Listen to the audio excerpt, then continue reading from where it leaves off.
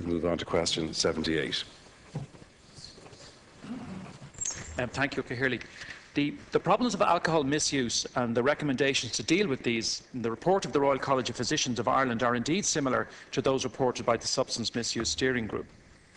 Both reports provide a robust analysis of the problems of alcohol misuse and key recommendations based on a thorough review of national and international evidence.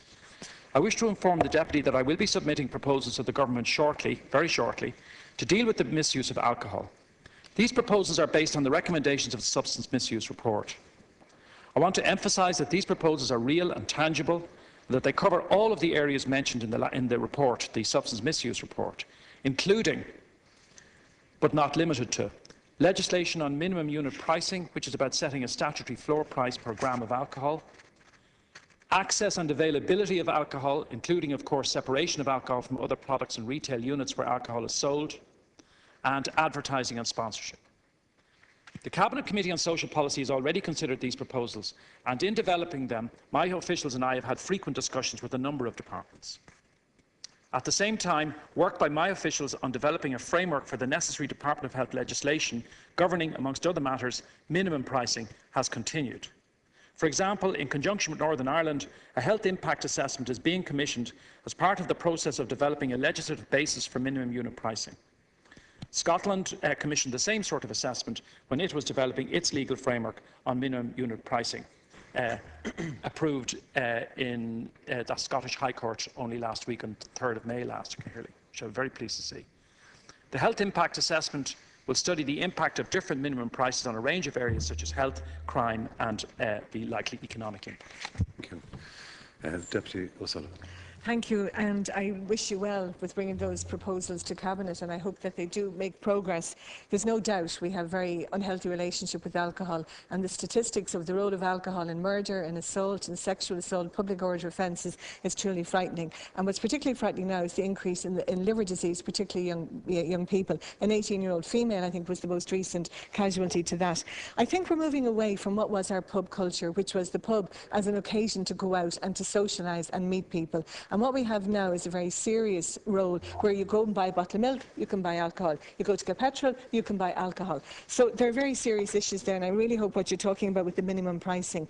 Young people can dial to get drink to their house, and nobody is checking the age. And I think that has to come into what you were looking at as well. And we do know that the later people start drinking, the better. So again, we really have to look at this underage drinking. I was involved with a youth convention last week with 5 schools from the North Inner City, and it was really frightening. Over 95% of them, average age 16, are drinking regularly. So I really want to see that one coming on as well, Minister. Minister. Thank you very much, Caherly. I agree very much with what Deputy O'Sullivan has said and the insight that she has brought to this. And in relation to the Royal College of Physicians, just to point out to the House that I've recently met with the Royal College of Physicians and had the opportunity to discuss these issues with them, and the Deputy herself has outlined some of their concerns in her question. And I think I can say, although the proposals have not yet gone to Cabinet, that the proposals that I regard as important are also regarded as extremely important and relevant and necessary by the Royal College of Physicians. And the Deputy mentioned the issue of the liver disease and the increasing instance of liver disease, and she's absolutely right in that. But the broader population issue, and young people in particular, particularly older teenagers and those coming into adulthood, the risk there is very, very high. It has to be addressed. Deputy O'Sullivan. Yeah, okay. I'm also having a meeting next Tuesday, and I'm having some people coming in, including Professor Joe Barry and somebody from the Royal College of Physicians as well.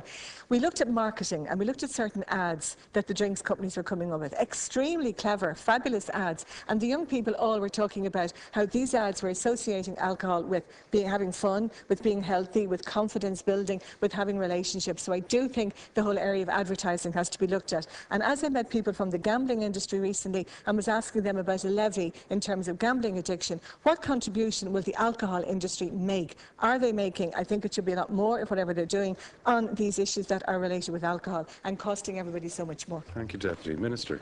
I would simply say that each of those issues that the Deputy has touched on has exercised me in the course of the preparation of this memo to Government, and the intended preparation of legislation for the first time. A public health alcohol legislation is what we're talking about here. So we have a public health perspective on this issue, because traditionally traditionally, our only perspective on this in terms of public policy was the licensing laws. Now, the licensing laws are very important, and the licensing laws, of course, are one of the reasons why we have had such a proliferation of outlets where drink and alcohol can be obtained by people. But my perspective on this, and that of the Minister for Health, my colleague, is public health.